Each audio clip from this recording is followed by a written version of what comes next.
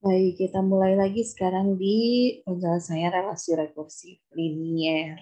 Jadi kalau misal di buku ini yang kayak Frozen, dia ada di halaman 501 sampai dengan 526. Yang pertama kita lihat pemodelan relasi rekursif ini tentang reproduksi kelinci katanya. Jadi kalau misal kita simpan kelinci sepasang di sebuah pulau, terus kelinci itu punya kemampuan mereproduksi setelah 2 bulan usianya, ketika ditempatkan di pulau tersebut, dan yang dia reproduksi atau dia lahirkan setelah 2 bulan itu adalah sepasang kelinci lagi. Maka kalau misal demikian akan ada berapa kelinci ketika mencapai ke N bulan katakanlah. Nah, kalau misal kita modelkan, ini pada akhirnya akan mengikuti total kelincinya itu ya di pulau tersebut mengikuti barisan bilangan Fibonacci. Bulan pertama hanya ada sepasang kelincinya, bulan kedua juga masih sepasang gitu. Jadi ini apa namanya, dia awal-awal di sini, terus dia usia 1 bulan, terus kemudian di usia 2 bulan itu masih sepasang. Baru ketika dia usianya 2 bulan itu dia sudah melahirkan satu atau sepasang kelinci lagi. Jadi totalnya ketika bulan ketiga ini dia ada 2 kelinci. Bulan keempat yang sepasang tadi akan melahirkan lagi. Jadi setelah usia 2 bulan dia pasti akan melahirkan lagi setiap bulan sepasang kelinci lagi. Nah, jadinya nanti ketika dia melahirkan satu di sini, yang ini kan udah pindah ke sini ya, jadi apa namanya, kelinci berikutnya gitu, yang anak pertama ini. Dia akan melahirkan satu kelinci, jadi total kelincinya ada 3. Nah, bulan berikutnya si kelinci yang ini, yang anak yang pertama itu pada bulan ke berapa nih, 5, dia akan melahirkan satu. Dan si yang tua, yang kelinci pertama, dia akan melahirkan satu juga. Ini kita sudah pindah ke sini jadi 3. Ini hasil melahirkan di bulan kelima itu ada 2. Jadi total kelincinya ada 5. Nah, kalau misalnya kita lihat, ini mengikuti barisan bilangan Fibonacci. Ini pun sama, 1, 1, 2, 3, ini juga mengikuti barisan bilangan Fibonacci. Nah, kalau misalnya nanti ditanya berapa populasi kelinci pada bulan KN, itu berarti sama saja dengan kita mau mencari, kalau misal begini kan kita harus tahu dulu 2 bulan sebelumnya ya. Tetapi untuk memudahkan kita bisa mencari rumus eksplisit dari barisan apa namanya, relasi rekursif yang menunjukkan bilangan Fibonacci. Ini yang akan kita pelajari sekarang. Nah, berikutnya ada lagi pemodelan yang lain. Pernah dengar mungkin menara Hanoi ya. Jadi kita mau pindahkan cakram yang ada di tiang satu ke tiang berikutnya. Gitu. Ini legenda ini diangkat dulu sama matematikawan Prancis namanya Edward Lucas. Gitu. Jadi dulu tuh ada legenda katanya di sebuah candi ada 64 cakram. 64 cakram ini pada tiang pertama itu mau dipindahkan ke tiang yang lainnya. Kalau pemindahannya selesai, maka selesailah dunia ini, atau katanya kiamat, kata peramal begitu. Aturannya ini, hanya satu cakram yang boleh digantikan dalam satu waktu, jadi satu yang mindahinnya satu-satu gitu. Kayak animasi ini. Pertama yang merah dulu kita pindahkan, terus yang kuning. Terus pertanyaan kedua, saat perpindahan pengambilan cakram ke atas untuk memasukkan ke cakram ke tiang yang lainnya itu yang mungkin berada di atasnya, sudah ada di tiang tersebut, maka tidak boleh meletakkan cakram di atas itu. Dia harus apa namanya, dia harus lebih kecil dibandingkan dengan cakram yang sebelumnya ada di tiang tersebut. Jadi urutannya itu dari kecil, dari besar ke kecil ke atas tuh, semakin mengecil gitu. Jadi nggak boleh ukuran cakram yang di atas itu lebih besar dibandingkan dengan ukuran cakram yang di bawahnya. Nah, menara Hanoi ini pada akhirnya dia bisa kita modelkan dengan relasi rekursif. Misalkan kita mau memindahkan cakram paling atas di sini ke tiang yang kedua. Nah, berikutnya langkah ini itu kan sebanyak HN-1 katakanlah. Kemudian yang cakram ini yang kedua dari yang tadi di tiang pertama kita pindahkan ke tiang ketiga. Terus cakram yang di tiang kedua ini kan kita bisa pindahkan ke tiang yang ketiga biar ini kosong tiang yang ini biar kita bisa simpan cakram pindahkan cakram yang lainnya yang di tiang pertama tadi. Nah, langkah pemindahan cakram kecil tadi ke tiang yang ketiga itu sama saja dengan kita memindahkan ketika cakram kecil ini dari tiang pertama ke tiang kedua baiknya itu sama jadi HN1. Terus berarti langkah berikutnya HN1 ini dua kali langkah kan ditambah dengan ketika kita memindahkan cakram berikutnya ke sini ke tiang kedua ini 2HN-1 ditambah dengan 1. Berapa langkahnya? Ini 1. Gitu. Pada saat semua cakram sudah pindah ke sini, ya ini akan sama dengan berapa banyak langkahnya 2HN-1 ditambah dengan 1. Gitu. Ini kan yang di tiang ketiga udah urutan benar ya, besar, kecil gitu. Jadi pendarahan Hanoi ini relasi rekursifnya atau model matematisnya berupa relasi rekursifnya adalah HN sama dengan 2HN-1 ditambah 1. Jadi banyaknya langkah kita mau memindahkan cakram dari tiang satu ke tiang yang lain gitu. Nah, bagaimana cara mencari rumus eksplisit dari relasi rekursifnya kasus menara Hanoi ini? Kita bisa lihat di sini dengan menggunakan ini generalisasi ya. Jadi kalau misal HN ini sama dengan 2HN-1 ditambah 1, berarti HN-1 itu sama aja dengan 2HN-2 ditambah 1. Gitu kan ya. Ini HN, ini N-1. Berarti kalau N-1 di sini N-2, 2HN-2 ditambah 1. Ini tambah 1 lagi. Ini kita dapat 2 pangkat 2, 2 kali 2 ya, HN-2 ditambah 2 kali 1, 2 ditambah 1. Terus berikutnya lagi, HN-2-nya kita substitusi jadi HN-3. Berarti kan kalau misal tadi HN, di sini HN-1, di sini jadi 2HN-3 ditambah 1 pula. Ikutin pola yang ini. Sehingga kita dapat 2 kali 2 kali 2 HN-3. 2 pangkat 3 HN-3. Ini jadi 2 kali 2 kali 1, 2 kali 2, 2 pangkat 2 ya. Ditambah 2 kali 1 yang ini, ditambah dengan 1 yang ini. Gitu. Terus kalau misalnya HN-3 ini kita ganti dengan HN-4, polanya sama. Mesti HN-3 itu akan sama dengan 2 HN-4 ditambah 1. Akhirnya kita dapat di sini 2 pangkat 4, HN-4 ditambah 2 pangkat 3, ya. 2 kali 2 kali 2 kali 1. 2 pangkat 3. Terus ditambah 2. Gitu. Ini mesti kali ini sih. Ditambah dengan 1. Gitu. Nah, sampai akhirnya kita dapat bahwa HN itu akan sama dengan 2 pangkat N min 1 kali H1. Gitu. Ini kan semakin mengecil ya, sampai akhirnya ke H1. Gitu. Nah, karena langkah pertama H1 sama dengan 1, kan langkah pertama tadi 1 banyaknya. Ketika kita memindahkan 1 cakram itu, banyaknya langkah ya kan cuma 1 ya. Ke tiang berikutnya tuh.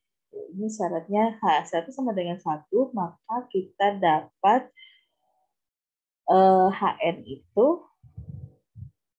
akan sama dengan 2 pangkat N-1, 2 pangkat. Ini H1-nya diganti 1 ya, jadi udah nggak ada H1 lagi. 2 pangkat N-2 ada, seterusnya sampai dengan ini. Ini dulu di teori bilangan itu sama saja dengan 2 pangkat N dikurangi 1. Nanti untuk induksi matematiknya ini kalau misal dibahas sekarang berarti sama aja kita mengulang teori bilangan. Nanti lihat aja di teori bilangan kenapa kemudian ini akan sama dengan 2N, 2 pangkat N dikurangi 1. Nah, kalau begitu kasus yang tadi, kalau ada 26 cakram, Jadi 64 cakram, dia akan pemindahannya akan selesai setelah berapa langkah? 2 pangkat 64 dikurangi 1. Ini. Sekian langkah. Berapa ini? Lebih dari, nggak tahu bilangnya berapa, 10 pangkat 3 kali 6, ya 10 pangkat 36. Pangkat 3 kali 6. Iya, 3 kali 6, 10 pangkat 18. Sedangkan satu langkah itu menghabiskan 1 detik. Gitu. Berarti ini kita bagi menjadi berapa jam dan berapa, bagilah misalkan jadi 1 tahun itu berapa detik, maka kita akan memperoleh ini akan selesai setelah 500 miliar tahun kalau ada 64 cakram gitu. Nah, berikutnya kita sekarang mulai ke relasi rekursif linier. Apa itu relasi rekursif linier? Relasi rekursif linier ini adalah relasi rekursif yang dia itu bentuknya seperti ini. AN sama dengan C1, AN-1, C2, AN-2, kemudian sampai dengan CK, AN-K. Ini relasi rekursif, linier, derajat K, dan dia homogen. Linier, homogen, derajatnya K. Jadi homogen, linier, derajatnya K, C1, C2, CK-nya itu bilangan real, gitu. Koefisien ini konstan karena dia tadi real, gitu. Ini yang disebut sebagai relasi rekursif yang linier. Nah, di sini ada beberapa contoh. Misalkan AN sama dengan AN-2 ditambah dengan AN-2, AN-1 ditambah dengan AN-2 kuadrat. Ini tak linier. Kenapa? Si suku berikutnya itu ada pangkat 2-nya. Jadi ini sudah tidak linier lagi. Kemudian yang homogen. Homogen itu maksudnya apa? Homogen itu suku-sukunya mesti ada suku berikutnya gitu. Jadi kalau misal seperti ini kan +1 ya. Dia ada penjumlahan dengan sebuah fungsi yang tidak berkaitan dengan suku-suku pada relasi tersebut gitu. Jadi ini disebutnya sebagai relasi rekursif yang tak homogen. Jadi dia dijumlahkan dengan sebuah fungsi. Fungsinya ini fungsi konstan 1. Terus si relasi rekursif yang linier itu dia harus memiliki koefisien konstan, tidak boleh variabel seperti ini. Ini kan n, koefisiennya n. Ini mesti perkalian dengan sebuah fungsi n. Gitu. Seperti variabel, seperti koefisien, tapi padahal ini adalah sebuah variabel. Jadi ini tidak masuk ke dalam kategori relasi rekursif yang linier. Contoh relasi rekursif linier derajat 2 ini. AN sama dengan AN-1 ditambah 2 AN-2. Nah, bagaimana cara menyelesaikan relasi rekursif linier homogen derajat 2? Kalau tadi kan di Hanoi dia tak homogen ya. Kita pakai runut generalisasi ke bawah sampai akhirnya kita menemukan rumus eksplisitnya. Rumus eksplisitnya pun itu kita coba temukan dengan cara pada saat kita belajar teori bilangan. Nah, ini kalau relasi rekursifnya homogen, derajat 2 ada teoremanya untuk mencari penyelesaiannya. Kita lihat di sini, kita langsung ke contoh saja. Teoremanya kita nggak bahas di sini. Jadi contoh ini sebetulnya mengimplementasikan teorema untuk menyelesaikan relasi rekursif linier homogen gitu. Derajat K. Misal tadi kita punya AN itu adalah AN-1 ditambah dengan 2 AN-2 dengan A0 sama dengan 2, A1 sama dengan 7. Untuk menyelesaikannya, kita misalkan AN itu sama dengan R pangkat N. Maka R pangkat N ini, kalau misal kita substitusikan ke sini, dia akan sama dengan R pangkat N-1 ditambah 2 kali R pangkat N-2. Terus kalau ini kita bagi dengan R pangkat N-2, gitu ya.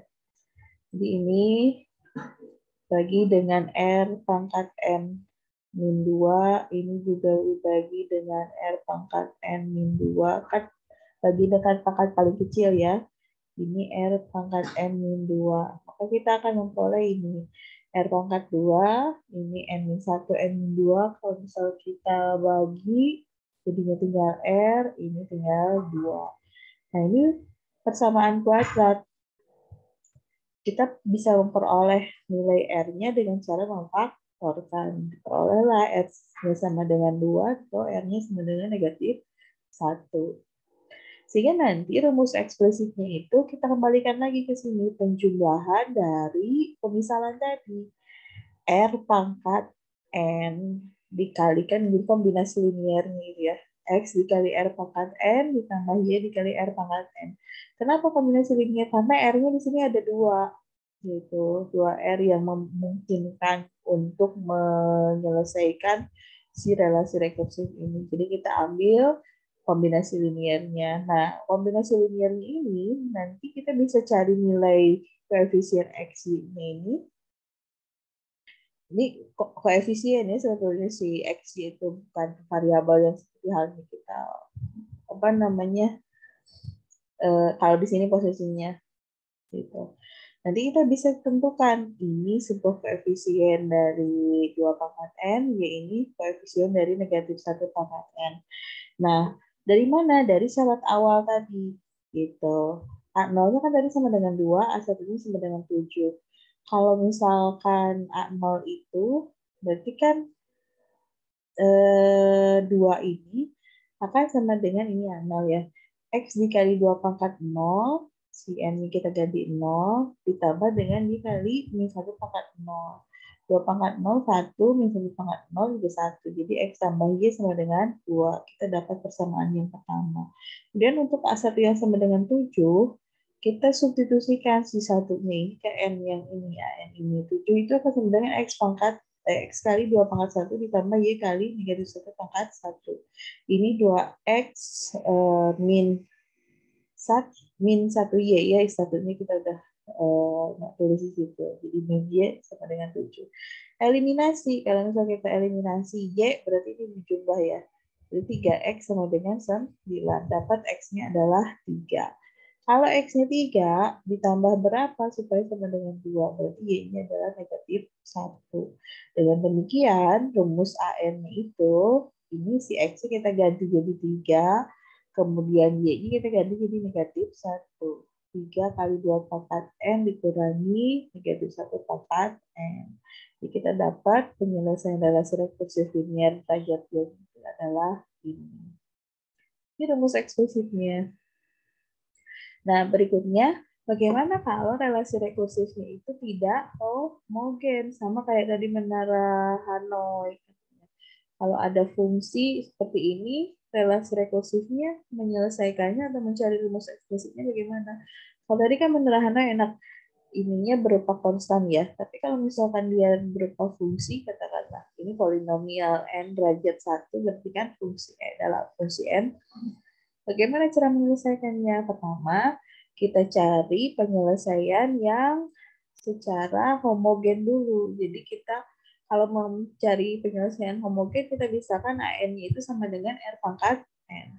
Jadi kita dapat ini AN atau penyelesaian yang homogen. Nah, kalau misal AN-nya sama dengan R pangkat N, berarti R pangkat N sama dengan 3 kali R pangkat N1 yang ini dulu kita pandangnya. Ini kita simpan dulu. Jadi kita cari yang homogennya dulu. Dapatlah R sama dengan 3. Jadi penyelesaian relasi rekursif homogennya N sama dengan X kali 3 pangkat N. Nah, sekarang kita pandang fungsi yang ini, yang penyertanya, yang penyerta dari homogen, bentuk homogennya tadi. Itu adalah 2N. Polinomialnya derajat 1, polinomial N saja gitu, order 1 saja. Jadi kalau polinomial berderajat 1, si AN ini kita bisa tulis dalam bentuk polinomial berderajat 1 juga, yaitu CN ditambah D. Gitu. Jadi polinomial itu kan kalau bisa berderajat 2 berarti kan kayak AX kuadrat ditambah BX kuadrat kalau dalam bentuk X ya. Kalau bentuk N AN kuadrat ditambah BN kuadrat ditambah C. Nah, ini polinoma derajat 1, AN itu akan sama dengan CN ditambah D. Ada sebuah konstan di situ. Konstannya kalau misalkan nggak ada ya berarti 0. CD ini konstannya. Nah, berarti AN kalau begitu kita bisa tulis sebagai 3 kali, nah ini ya, C kali N-1 ditambah dengan D. Ini kan AN-1-nya. AN itu akan sama dengan 3N-1 ditambah 2N. Padahal AN itu sendiri adalah CN ditambah D. Berarti kalau AN-1 C kali N-1 ditambah D. Ditambahkan dengan apa? Ini 2N. Jadi kita sudah mulai ke penyelesaian homogennya. 2N ini disertakan, AN-nya kita ganti menjadi polinomial N berderajat 1. Sebelah kanan kita dapat CN plus D, sebelah kiri kalau misalnya kita urai, ini kan 3CN dikurangi 3C kali negatif 1, 3C, terus 3, apa namanya, ini 3 ini kalikan dengan D, ya, jadi 3D ditambah dengan ini terakhir 2N. Ini kalau misal kita satukan, yang ada N-nya, berarti 2 ditambah 2C kali N. Yang nggak ada N-nya kita satukan, dia akan sebenarnya, ini, ya, kenapa kemudian ini 2D? Ini kan ada D di sini ya. Terus ini ada 3D. Saling mengurangi. Jadi dia tinggal 2D. Terus si 2CN. Ini kan ada CN di sini. Di sini ada 3CN.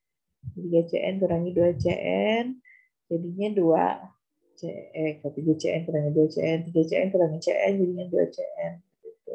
Ini 2N yang ini. 2N ditambah 2CN, 2D dikurangi dengan 3, C3C minus situ. Jadi kita dapat ini, anggaplah ini sebagai X, XN, ini Y gitu ya. Nah, sama dengan 0. Ini bisa sama dengan 0 kalau apa? Kalau X ini sama dengan 0 dan Y-nya pun sama dengan 0. Jadi X-nya tadi apa? 2 ditambah 2C sama dengan 2 ditambah 2C. Ini akan sama dengan 0 biar si persamaan ini berlaku gitu sama dengan 0 juga. Jadi kita peroleh nanti nilai C-nya itu adalah negatif 1. Dan yang satunya lagi, yang ini, yang bentuk ini pun harus sama dengan 0 biar persamaan ini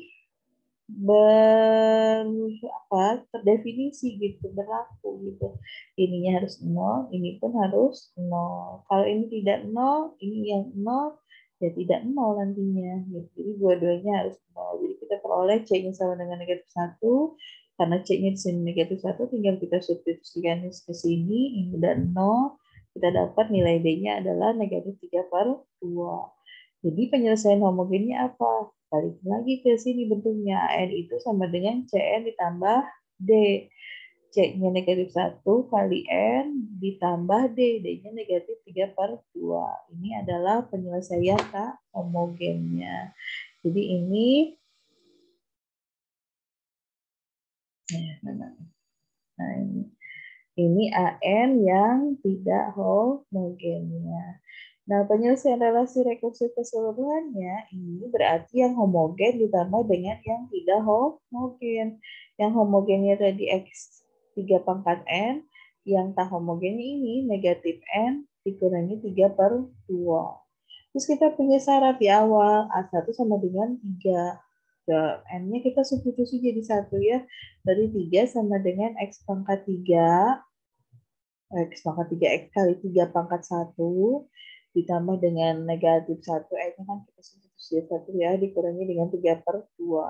Nah, ini negatif 1 kurangi 3/2 kan negatif 5/2 ya. 5/2 pindah ruas di sini. 6/2 ditambah berarti 6/2.